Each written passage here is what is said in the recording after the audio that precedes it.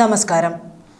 Violinist Balabhaskar car അപകടത്തിൽ മരിച്ച സംഭവത്തിൽ തുടരന്വേഷണം ആവശ്യപ്പെട്ട മാതാപിതാക്കൾ നൽകിയ ഹർജിയിൽ ചൂണ്ടിക്കാട്ടിയ ചില സംശയങ്ങളുണ്ട്. അതാണ് പുനരന്വേഷണത്തിന് അനുകൂല ഉത്തരവിന് ഹൈക്കോടതിയെ പ്രേരിപ്പിച്ച ഘടകം. ബാലഭാസ്കറിന്റെ സഹായി പ്രകാശ് തമ്പി, അപകടത്തെക്കുറിച്ച് ആദ്യം അറിഞ്ഞവരിൽ ഒരാളായ ജിഷ്ണു, ഡ്രൈവർ അർജുന്റെ ബന്ധു ലതാ രവീന്ദ്രനാഥ്, അർജുന്റെ സുഹൃത്തും മുൻ തൊഴിലുടമയുമായ വിഷ്ണു സോമസുന്ദരം എന്നിവരെ സംശയമുനയിൽ നിർത്തുന്നതായിരുന്നു ഈ സംശയങ്ങൾ.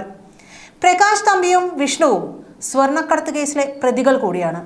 CBI ഗൗരവത്തിലെടുക്കാതിരുന്ന ഈ സംശയങ്ങളാണ് കോടതി ഗൗരവത്തിലെടുത്തത്. എന്നാൽ CBI ഇപ്പോഴും അനങ്ങാപ്പാറ നയത്തിൽ തന്നെയാണ്. ഇതിനിടയിലാണ് ബാലുവിന്റെ ഡ്രൈവർ അർജുൻ സ്വർണ്ണക്കടത്തു കേസിൽ വീണ്ടും അകത്താകുന്നത്. ഇതോടെ സ്വർണ്ണക്കടത്ത് മാഫിയയ്ക്കൊപ്പമായിരുന്നു ബാലുവിന്റെ അവസാന യാത്രയെന്ന് വ്യക്തം. കാറിന്റെ മുൻ സീറ്റിലിരുന്ന ബാലഭാസ്കറിന്റെ ഭാര്യ ലക്ഷ്മി സീറ്റ് ബെൽറ്റ് ഇട്ടിരുന്നിട്ടും ഗുരുതര പരിക്കേറ്റെന്നും 94 കിലോമീറ്റർ വേഗത്തിൽ സീറ്റ് ബെൽറ്റ് ഇടാതെ കാർ ഓടിച്ചിട്ടും ഡ്രൈവർ അർജുന് കുറഞ്ഞ പരിക്കുകളാണ് ഉണ്ടായതെന്നുമുള്ള സംശയം ഹർജിയിൽ ഉന്നയിച്ചിരുന്നു. ഡ്രൈവർ അർജുൻ 2 ATM കവർച്ച കേസ് അടക്കം ക്രിമിനൽ പശ്ചാത്തലമുള്ളയാളാണെന്നും ചൂണ്ടിക്കാട്ടിയിരുന്നു. അപകട സമയത്ത് പ്രകാശ് തമ്പി മംഗലാപുരം കഴക്കൂട്ടം മൊബൈൽ ടവറുകളുടെ പരിധിയിൽ ഉണ്ടായിരുന്നതായി പരിശോധനയിൽ തെളിയുകയും ചെയ്തിട്ടുണ്ട്. അനന്തപുരി ആശുപത്രിയുമായി പ്രകാശ് തമ്പിക്ക് അടുത്ത ബന്ധമാണ് ഉള്ളത്.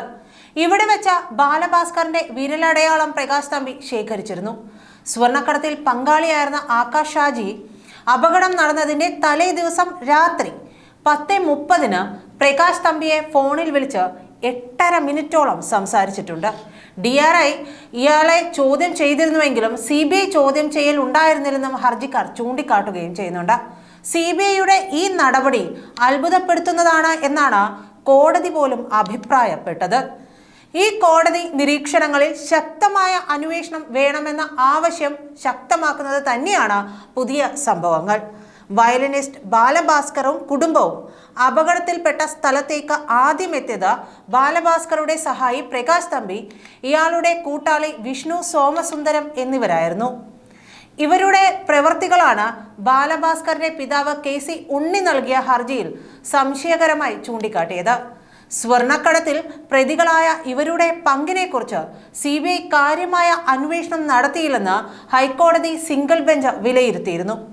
CBI പോലുള്ള ഒരു അന്വേഷണ ഏജൻസി ഇക്കാര്യത്തിൽ ആഴത്തിലുള്ള അന്വേഷണം നടത്തണമായിരുന്നുവെന്നും കോടതി അഭിപ്രായപ്പെട്ടു. 2018 സെപ്റ്റംബർ 25 പുലർച്ചെ 3:30 കാർ അപകടത്തിൽ ബാലഭാസ്കറും മകളും മരിച്ചത്. മരണവുമായി ബന്ധപ്പെട്ട് KC ഉണ്ണി ഉന്നയിക്കുന്ന 20 സംശയങ്ങളുണ്ട്. അതെല്ലാം തന്നെ അതീവ നിർണായകവുമാണ്. പക്ഷേ ഇതിനൊന്നും CBIക്ക് ഉത്തരമില്ല. ബാലഭാസ്കറിന്റെ മരണം കൊലപാതകമാണോ എന്ന സംശയത്തിന് ഇട നൽകുന്നത് 20 വസ്തുതകളാണെന്ന് ഹൈക്കോടതിയും ചൂണ്ടിക്കാട്ടിയിരുന്നു. ഹർജിക്കാരുടെ ഈ സംശയങ്ങൾ വളരെ പ്രാധാന്യമുള്ളതാണെന്നും ഹൈക്കോടതി വ്യക്തമാക്കിയിരുന്നു.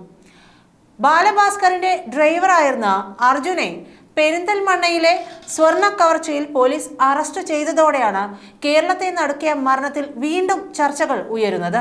ബാലഭാസ്കറിന്റേത് അപകട മരണമല്ലെന്നും സ്വർണ്ണക്കടത്ത് സംഘങ്ങൾക്ക് ഇതിൽ പങ്കുണ്ടായിരുന്നു എന്നുമാണ് ആരോപണം.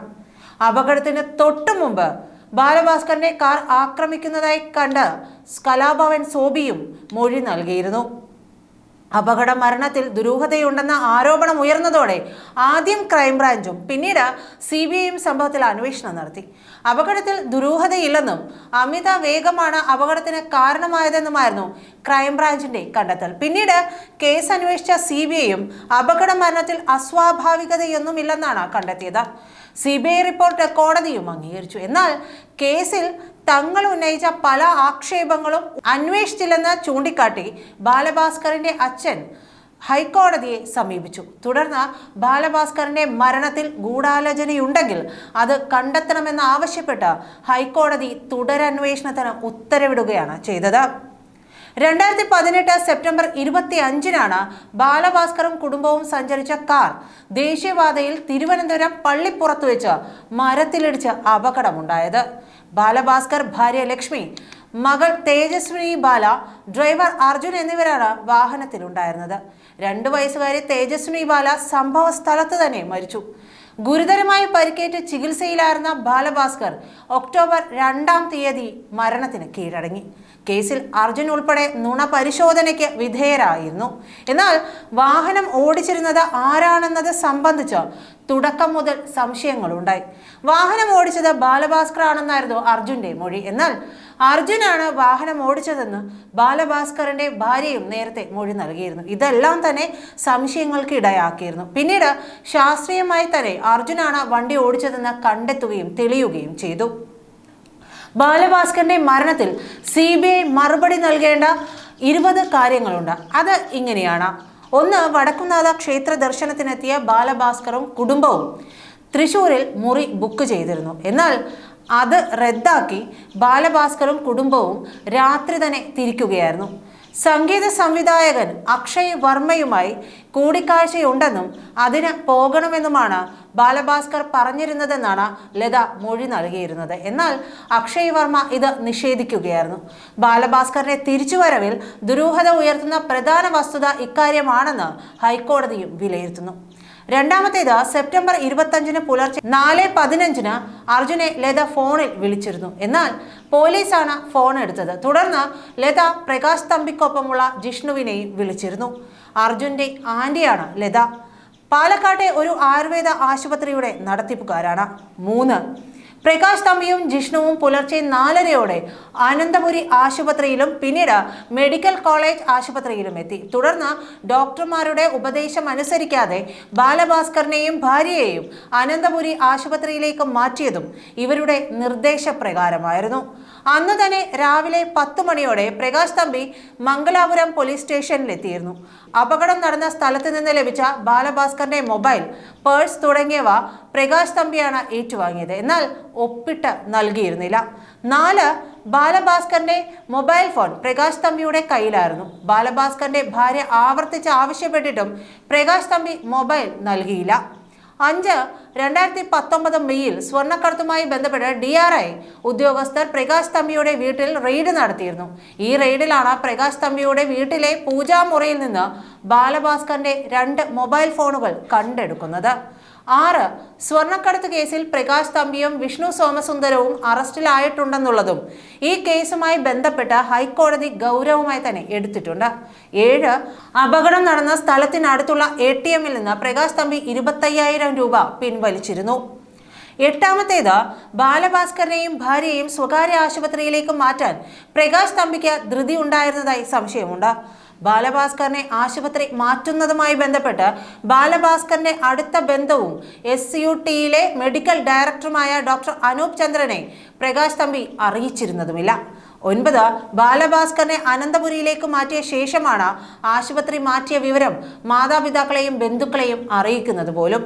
ബാലഭാസ്കർ മരിച്ചെന്ന് അറിഞ്ഞപ്പോഴുള്ള പ്രകാശ് തമ്പിയുടെ പെരുമാറ്റം നാടകീയവും സംശയകരവുമായിരുന്നെന്ന് ഡോക്ടർ അനൂപ് മൊഴി നൽകിയിരുന്നു.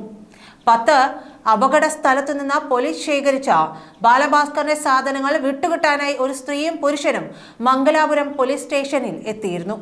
11. ബാലഭാസ്കറിന്റെ ഫോൺ സെപ്റ്റംബർ 25 രാവിലെ 7:14 മംഗലാപുരം പോലീസ് സ്റ്റേഷൻ പരിധിയിൽ വെച്ചും രാവിലെ 7:35 പേട്ട ജംഗ്ഷനിൽ വെച്ചും കോൾ സ്വീകരിച്ചതായി തെളിവുകളുണ്ട്. 12. ഫോണിൽ കോളുകൾ വന്ന സമയത്ത് പ്രകാശ് തമ്പി മംഗലാപുരം കഴക്കൂട്ടം ടവറുകളുടെ പരിധിയിലുണ്ടായിരുന്നു. 13. ബാലഭാസ്കറിന്റെ ഡ്രൈവർ അർജുന് 2 ATM കവർച്ചാ കേസുകളടക്കം ക്രിമിനൽ പശ്ചാത്തലമുണ്ടായിരുന്നുവെന്നും തെളിവുകൾ പുറത്തു വന്നിരുന്നു. 14. 94 കിലോമീറ്റർ വേഗത്തിൽ കാർ ഓടിച്ചിരുന്ന അർജുൻ സീറ്റ് ബെൽറ്റ് ഇട്ടിരുന്നില്ല. എന്നാൽ അർജുന് സംഭവിച്ച പരിക്കുകൾ നിസ്സാരമായിരുന്നു. 15. ബാലഭാസ്കറിനെ ആശുപത്രിയെ മാറ്റിയ ശേഷം അനന്തപുരി ആശുപത്രിയിൽ വെച്ച ബാലഭാസ്കറിന്റെ വിരലടയാളം പ്രകാശ് തമ്പി എടുത്തിരുന്നു. 16. സ്വർണ്ണക്കടത്തിൽ പങ്കാളിയായിരുന്ന ആകാശ് ഷാജിയും തമ്പിയും തമ്മിൽ ഫോണിൽ ബന്ധപ്പെട്ടിരുന്നു. സെപ്റ്റംബർ 24 രാത്രി 10:30 പ്രകാശ് തമ്പിയെ ഫോണിൽ വിളിച്ച് 8.5 മിനിറ്റ് സംസാരിച്ചിരുന്നുവെന്നും ഫോൺ രേഖകൾ പറയുന്നു. 17. ബാലഭാസ്കറിന് അപകടം സംഭവിച്ചതിന് ശേഷമുള്ള തമ്പിയുടെ നീക്കങ്ങൾ വലിയ രീതിയിൽ ദുരൂഹത ഉയർത്തുന്നുണ്ട്. യാത്രക്കിടെ ബാലഭാസ്കർ ജ്യൂസ് കഴിച്ച കടയിലെ CCTV ദൃശ്യങ്ങൾ പരിശോധിക്കാനായി പ്രകാശ് തമ്പി ഒരു ടെക്നീഷ്യനെയും മറ്റൊരാളെയും കൂട്ടി കൊല്ലത്തേക്ക് യാത്ര നടത്തിയിരുന്നു. 18 പ്രകാശ് തമ്പിയും ടെക്നീഷ്യനും CCTV പരിശോധിച്ചെന്നും ജ്യൂസ് കടയുടമ മൊഴി നൽകിയിട്ടുണ്ട്. ശേഷം ഒന്നും കണ്ടെടുക്കാനായില്ലെന്ന് പറഞ്ഞ് പുറത്തേക്ക് പോയെന്നും അയാൾ പറഞ്ഞിരുന്നു. 19ാമത്തേത് വിഷ്ണുവിനോടൊപ്പം മുമ്പ് ജോലി ചെയ്തിരുന്നയാളായിരുന്നു ഡ്രൈവർ അർജുൻ. 2019 സ്വർണ്ണക്കടത്തുമായി ബന്ധപ്പെട്ട പ്രകാശ് തമ്പിയുടെ വീട്ടിൽ റെയ്ഡ് നടത്തിയ കസ്റ്റംസിന്റെ DRI വിംഗ് ബാലഭാസ്കറിന്റെ 2 ഫോണുകൾ പിടിച്ചെടുത്തിരുന്നു. ബാലഭാസ്കറിന്റെ സഹായിയായിരുന്നു പ്രകാശ് തമ്പി. സ്വർണ്ണക്കടത്തുമായി ബന്ധപ്പെട്ട് പിടികൂടിയ 2 പേർ തങ്ങൾ പ്രകാശ് തമ്പിയും വിഷ്ണുവും നേതൃത്വം നൽകുന്ന സ്വർണ്ണക്കടത്ത് സംഘത്തിന്റെ ഭാഗമാണെന്ന് മൊഴി നൽകുകയും ചെയ്തിരുന്നു. ഇക്കാര്യം CBIയെ അറിയിക്കുകയും ചെയ്തു. ബാലഭാസ്കറാണ് തന്നെ വിഷ്ണുവുമായി പരിചയപ്പെടുത്തിയതെന്ന് കസ്റ്റംസ് ഓഫീസർ രാധാകൃഷ്ണൻ മൊഴി നൽകിയതും DRI CBIയെ അറിയിച്ചിരുന്നു.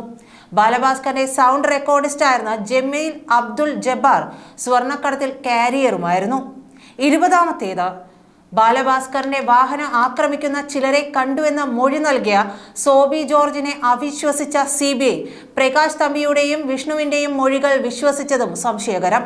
സംഗീത സംവിധായകൻ അക്ഷയ് വർമ്മയെ കാണാനാണെന്ന പേരിലാണ് ബാലഭാസ്കർ 2018 സെപ്റ്റംബർ 24 രാത്രി തൃശ്ശൂരിൽ നിന്ന് തിടുക്കത്തിൽ തിരുവനന്തപുരത്തേക്ക് മടങ്ങിയത്. എന്നാൽ അത്തരത്തിലൊരു കൂടിക്കാഴ്ചയ്ക്ക് തീരുമാനിച്ചിരുന്നില്ല എന്നാണ് അക്ഷയ് വർമ്മയുടെ മൊഴി. ഇതെല്ലാം തന്നെ സംശയം ജനിപ്പിക്കുന്ന കാര്യങ്ങളാണ്. ഇതിലെല്ലാം തന്നെ ഉത്തരം ലഭിക്കേണ്ടതുമുണ്ട്. നന്ദി.